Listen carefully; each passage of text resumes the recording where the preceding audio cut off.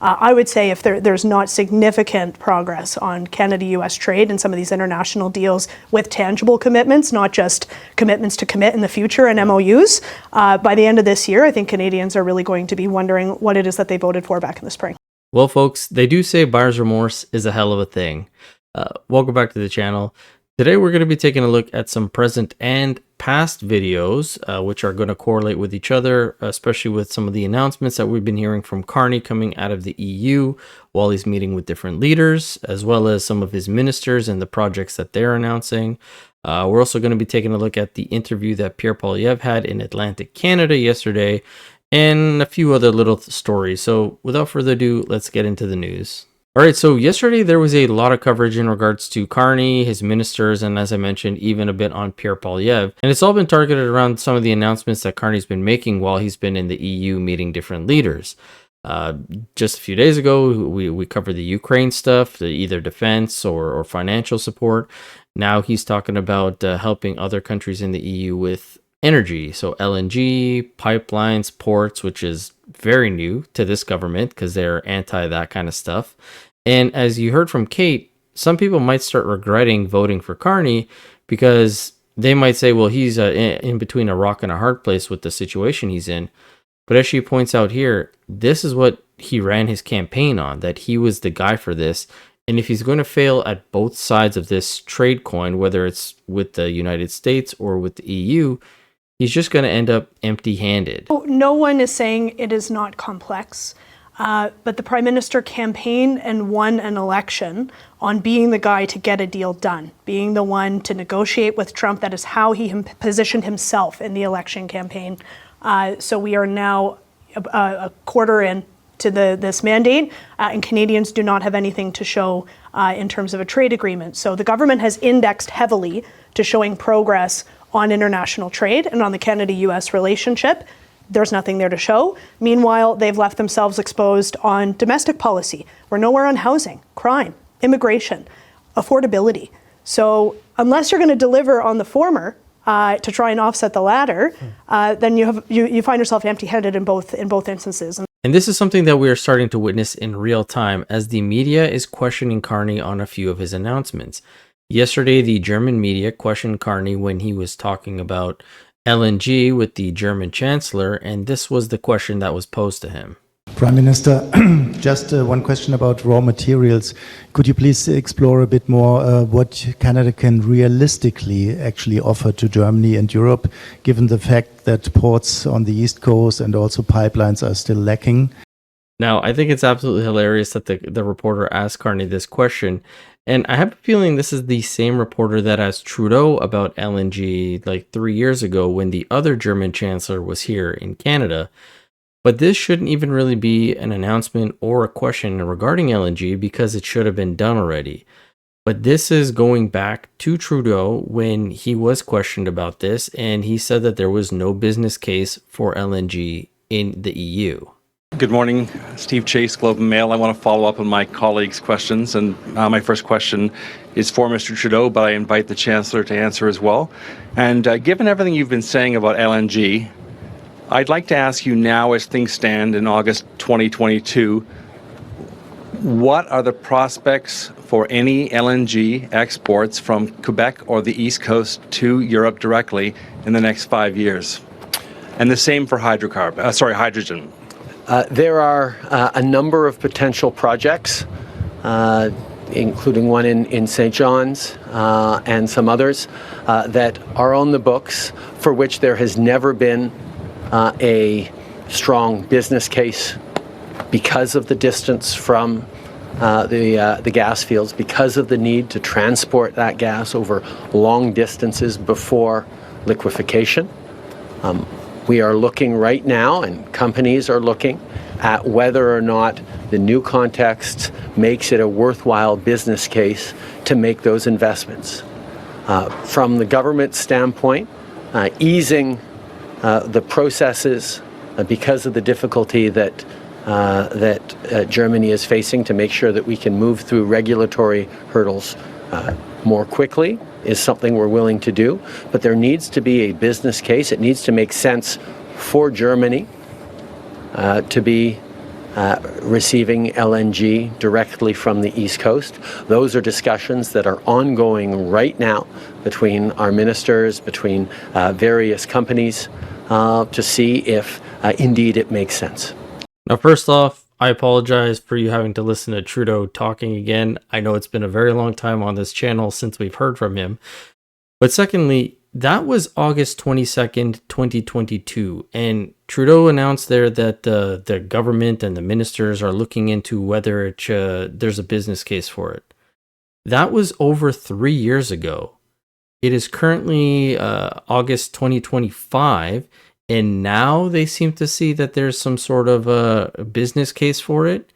We should have had this implemented a long time ago so that we could have been having the LNG flowing. We could have been making money off that. And this is actually something that Pierre Poilievre brought up in his interview with CTV yesterday, where he was questioned about ports and LNG.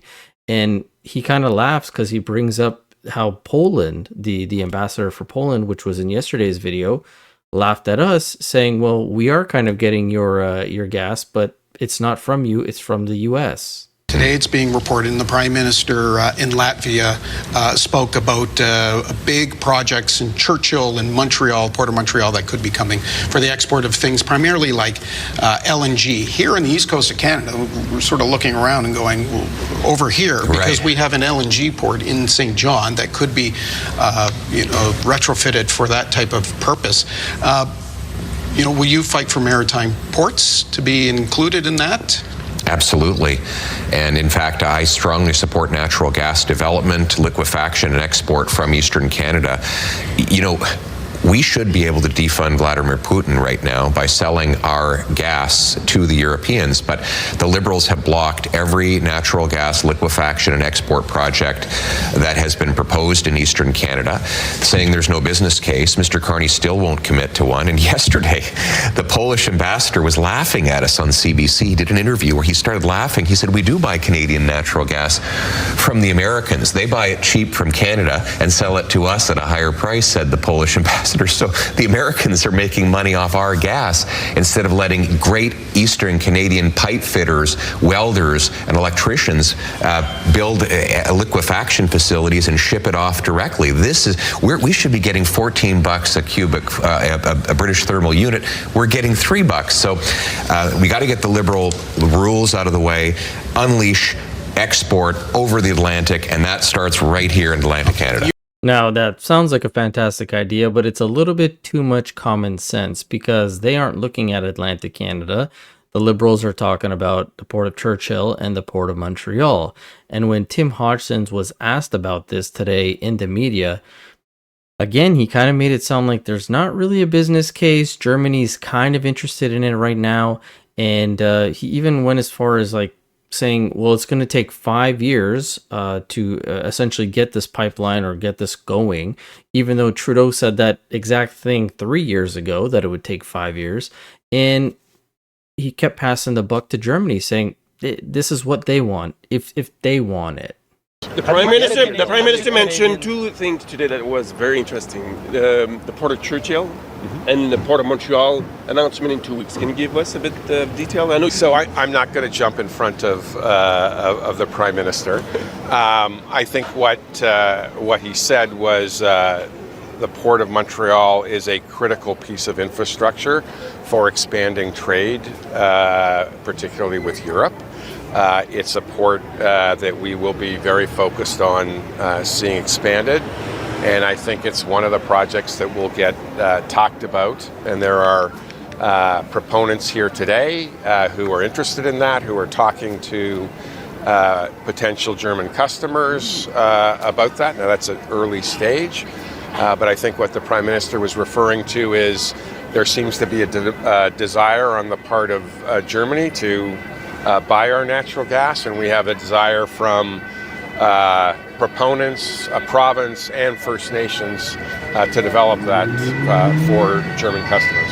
What's the timeline for building the kind of port and pipeline infrastructure that would just allow you to export as much as you want to sell and as much as they want to buy? So I'm not an engineer. I think the goal and what I've seen the proponents talking about is being able to ship in as little as 5 years from. So that's what their goal is.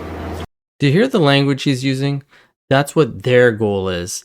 There seems to be a desire on the part of Germany. They've made this loud and clear that they were interested in our LNG 3 years ago, because the day after that little press conference you saw with Trudeau on August 22nd, 2022, the German chancellor at the time went on Vassey's show August 23rd, 2022, and this is what he had to say. Prime Minister yesterday said there wasn't a business case for it. Is there a case from your perspective? Would you like to see, if I could ask you bluntly, Canada export more LNG to Europe? We would really like Canada to export more LNG to Europe, yes. Now, I don't know about you, but that sounds pretty clear-cut that they have been interested in it for the past 3 years, if not more. And Trudeau said it would take 5 years potentially to get something going. Now, 3 years later, Tim Hodgins is saying it's going to take 5 years to get something going. Like, these guys just delay. Our economy suffers, our country suffers. Everything under the Liberal government has been making us just suffer. And when we go back to the interview with Pierre Poilievre, this is why he keeps talking about the Sovereignty Act that the Conservatives want to implement. Pierre even goes as far as bringing up the crime statistics, which apparently the host seems to think that crime has gone down, which is clearly not true. But he's even questioned on his statement regarding tariffs, which he clarifies, and I love his answer. We think we should go after real criminals, and that would be a practical solution to stop what I call the liberal crime crisis that followed their introduction of these lax, easy laws on criminals. Haven't serious crime rates, though, decreased in Canada? No, they've gone up dramatically. They're up 50% since the Liberals took office. After having dropped under Prime Minister Harper, we brought in very tough laws, and crime dropped by 25%. And Trudeau got in and basically made it so you get automatic bail under C-75. You get house arrest under C-5, even for serious sexual and violent offenses. And that's why you see the same tiny minority terrorizing and tearing apart communities across Canada. Let me ask you about tariffs and the relationship with the United States. You have been quite adamant you don't like the fact that Canada has recently removed some tariffs on U.S. products coming into the country. Why don't you like that? I would clarify slightly. What I would like to see is tariffs removed on both sides of the border. I think that the mistake that Mr. Carney has made is that he promised elbows up, and of course it's been elbows down ever since the election. He removes tariffs without getting anything in return, and he is signaling weakness. That's why the Americans have actually increased tariffs on Canada. The Chinese sense the same weakness, so they're increasing tariffs on our fish harvesters, seafood producers, and farmers. And the weakness is costing Canadians here at home. So what I think we should do is go to President Trump and say, listen, why don't we both remove tariffs? Let's get to a tariff-free relationship again, and in exchange for that we will build up our military like you haven't seen since the Second World War. We'll harden up our borders against drugs and other dangers. You'll be safer, we'll both be richer, and we'll be a stronger continent as a result. Now, after hearing that, I feel like I'm taking crazy pills, because this is the exact same argument that CNBC brought up to Doug Ford when he was on their network, saying, listen, you guys are retaliating against us. How about you get rid of them, show good faith to Trump, and Trump will just probably get rid of his. And Doug Ford is so dense, he does not understand what these guys are trying to get at. Another host has to come in, but just take a look at this clip and tell me that this is not the exact same thing that Pierre just suggested that they were telling Doug Ford, which he could have easily brought this up to Mark Carney, since they're best buds. Do you expect this to be a negotiation, meaning there has been a sense, implied or otherwise, that we're going to hear a number, whether it's 20% or something else, as a sort of top, and that if folks like yourself come forward and say, you know what, we're going to take some tariffs off of this and we're going to do this, perhaps that those tariff numbers come down? Well, let's hope so. Let's sit down and discuss this, because it's just going to hurt American jobs. I can't stress it enough. And, you know, again, he believes he's supporting Americans. He said he was going to create jobs, create wealth, reduce inflation. It's worked the total opposite. Inflation. But do you think it's fair that you have tariffs on a whole number of products? That's right. And we'd be willing to take those off tomorrow if he took all the tariffs off. We are not the problem, Andrew. Do you know the problem is? China's the problem.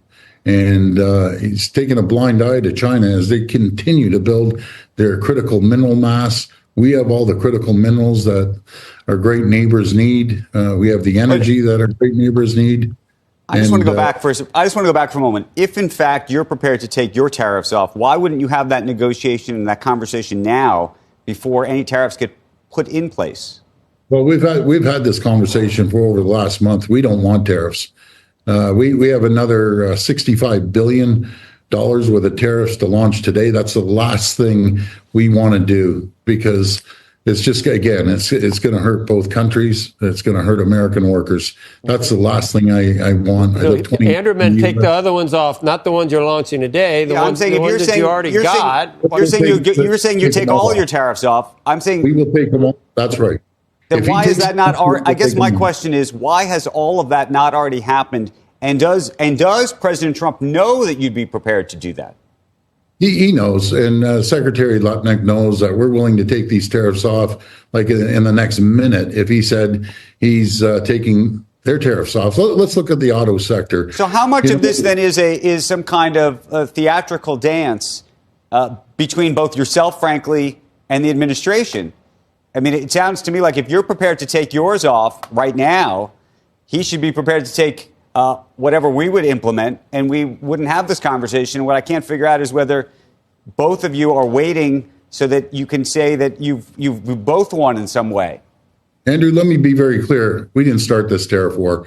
You know, a tariff on Canada is a tax on Americans. Simple as that. But you've already got tariffs, Mr. Premier.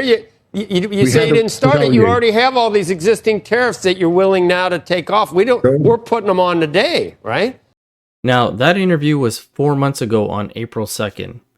Can you imagine how our economy and our country would be for the past 4 months if we had actually just done what they suggested there?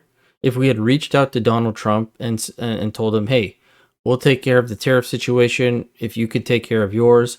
Let's work together on the major aspects that are bugging you, like the border security, like the fentanyl thing, and go from there. Our sectors would be doing a lot better. People wouldn't be losing their jobs left, right, and center. We wouldn't require all these subsidies from the government, just putting us into more and more debt. Our country is going down the drain. And a lot of this could have been avoided if they had just potentially done that suggestion 4 months ago. Now, funny enough, on this whole fentanyl situation, we appointed a fentanyl czar, which we haven't heard from since like February, so at least 5-6 months. And Sam Cooper actually came out with a report 2 days ago titled, Canada's fentanyl czar reportedly told the U.S. officials, I have no authority. This is him, Kevin Brousseau. And it goes on to say, the Trudeau government named Kevin Brousseau as Canada's first fentanyl czar in February, responding to Trump's warning of sweeping tariffs. According to the U.S. government sources, Brousseau soon met officials from the State Department, Homeland Security Investigations, and the DEA. While cordial, the meeting left American counterparts with the perception that Brousseau had no real authority and no capacity to implement improvements. He said, listen, I don't tell the RCMP what to do. I listen to what the RCMP, CBSA, and other police services have to say, but I have no authority to direct them or ask them to do anything, one of the U.S. sources recalled. There's been nothing that's come out of the office since they established it, like I said, in February.